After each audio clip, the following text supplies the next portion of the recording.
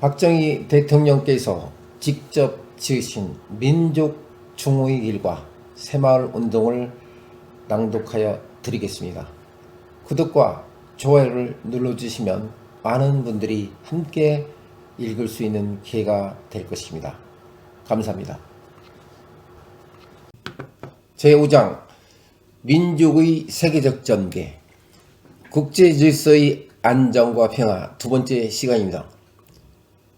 오늘날 국제정세에 나타나고 있는 위협은 국제사회의 법질서가 겪고 있는 시련과 혼란에서도 볼 수 있다. 그동안 두 차례에 걸친 세계대전을 경험한 인류는 심각한 이념 대립에도 불구하고 국가 간의 분쟁을 가능한 법과 국제 조직을 통해 평화적으로 해결하려는 노력을 계속해왔다. 유엔은 바로 그 대표적인 예라고 할 수 있다.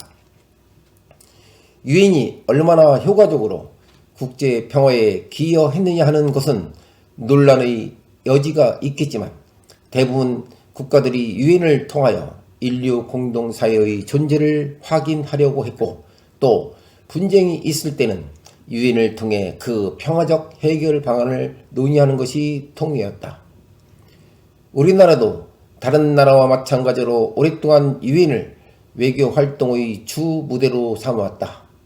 건국 무렵 이 땅에 실시된 최초의 총선거를 지켜본 것도 유엔이었고, 북한 공산 집단의 남침을 제지하기에 군대를 보낸 것도 유엔이었다. 유엔이 그간 이룩한 경제, 사회, 문화 부분에서 업적은 괄목할 만한 것이며 국제적인 분쟁의 평화적 해결에 기한 공로도 높이 평가되어야 한다. 그러나 불행히도 오늘날 국제사회에서 유엔이 수행하고 있는 역할에 대해서는 상당한 의문이 감돌고 있음을 부인하기 어렵다. 특히 60년대 이후 유엔 회원국들이 자국의 이해관계에 따라 표의 권리를 행사하기 시작하게 되자 인류의 양심과 법과 질서의 상징으로서 유엔이 누리던 권위와 신임은 큰 타격을 받게 되었으며 국제사회의 중요한 안보 문제를 해결할 능력도 그만큼 더 제약을 받게 되었다. 유엔의 역할이 이처럼 약화됨에 따라 오늘의 세계는 이른바 강대국 정치가 다시 고개를 드는 조짐을 보이고 있다. 이것은 실로 오늘날 우리가 가장 경계해야 할 위험이라고 아니할 수 없다. 강대국 정치에서는 적과 동지의 구별이 단순하지 않다. 이해관계에 따라 어제의 동지를 헌신짝처럼 내버리는가 하면 어제의 적이 오늘의 동지가 될 수 있고, 또 오늘의 적이 내일의 협상 상대가 될 수 있는 것이 우리가 본 강대국 정치의 생리요 현실인 것이다. 의리도 법도 인정도 강대국의 이해관계 앞에는 무력하며 옛 동맹관계도 새로운 이해의 새로운 역학관계에 따라 부단히 변하는 것이다. 이러한 강대국 정치 안에서 중소국의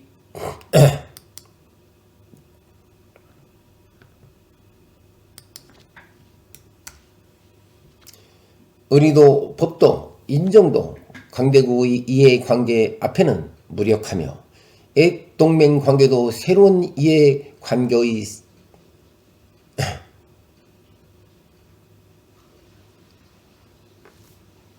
옛 동맹관계도 새로운 이해의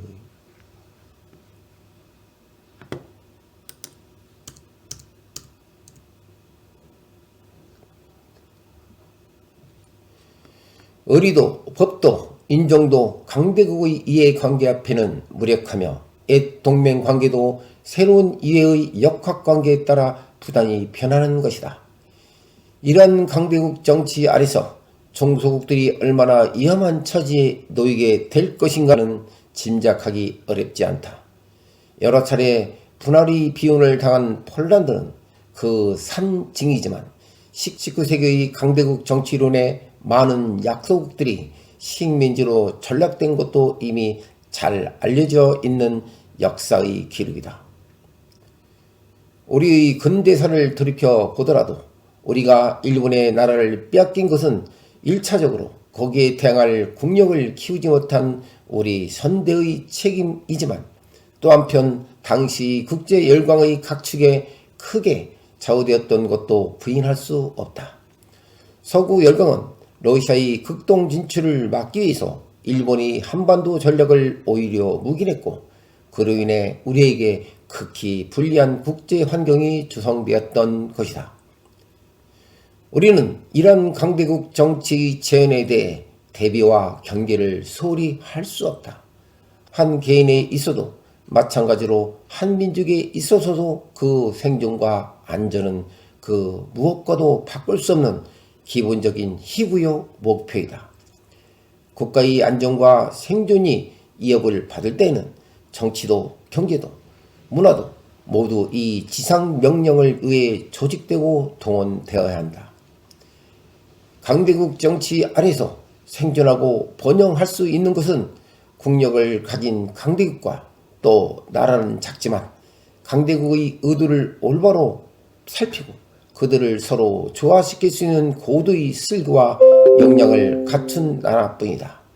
우리는 이른바 4강체제나 5강체제에 우리 운명을 기탁하려는 어떤 사대주의적 발상도 경계하면서 우리 길을 자주적으로 그리고 슬기롭게 모색해 나가야 한다. 오늘날의 국제사회는 이른바 남북 문제라는 위기로 그 어느 때보다도 착잡한 양상을 보이고 있다. 남북 문제는 기본적으로 북반구에 위치한 풍요한 선주국들과 적도 부근에 흩어져 있는 빈곤한 후진국들과의 대립에서 비롯된 것이다. 이러한 대립은 단순한 경제적인 불평등의 범위를 넘어 이미 국제사회의 평화와 안정을 위협하는 중요한 분쟁 요인이 되고 있다.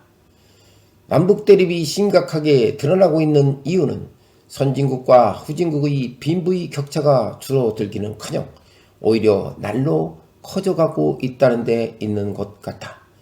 많은 후진국들이 아직도 빈곤의 악순환에서 벗어나지 못하고 있고 또 나날이 악화되는 국제 수주의 적자와 자본 부족에 시달리고 있다. 이 때문에 증대되는 국민의 요구나 기대를 충족시키지 못한 채 오히려 실망과 좌절감만 안겨주고 있다. 많은 후진국의 지도자들은 그 틀의 빈곤이 그들 자신의 전통적인 태도나 무능 때문이라기보다는 식민지 시대로부터 내려오는 불평등한 경제 질서 때문이라고 주장하고 기회가 있을 때마다 무역 및 국제 경제의 구조를 개혁할 것을 요구하고 있다.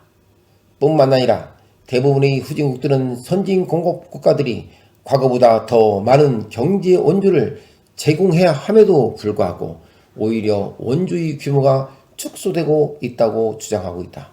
그러나 부유한 선진국들도 날로 늘어가는 국제 경제의 불안 등 자기들 자신의 문제로 시달리고 있기 때문에 후진국들의 요구에 선뜻 응할 수 없는 입장이라는 것이다. 오히려 최근에는 보호무역으로 후진국에서 들어오는 상품을 제한하려는 움직임마저 보이게 됨으로써 남북 간의 경제적 대립은 쉽사리 해결될 전망이 보이지 않고 있다.